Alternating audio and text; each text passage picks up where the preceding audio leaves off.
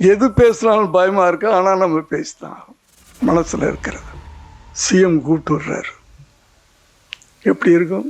தப்பு நடக்குதுயா, எங்கிட்ட ஒரு ஆயுதம் இருக்கு, அதை நான் யூஸ் பண்ணுறேன். என்ன நடந்தாலும் பரவாயில்ல, எதுக்கு தினம் தினம் பயந்துட்டு வாழணும்? எதுக்கு தினம் தினம் பயந்துட்டு வாழணும்?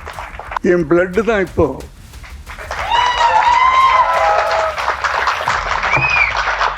கஷ்டப்பட்டேன். அதே நேரத்தில் அந்த மென்டல் ஸ்ட்ரென்த் வெற்றி கிடைக்கும் போது அந்த வெற்றியை தலைக்கு கொண்டு போகாமல் அப்படியே ஒன்றை அடுத்து வெற்றி கொடுக்கணும். நான் எந்த கட்சியும் கிடையாது இன்னைக்கு வரைக்கும். இப்போ வேணா இருக்கலாம் ஒரு கட்சியில் சேர்ந்துட்டேன் நான்.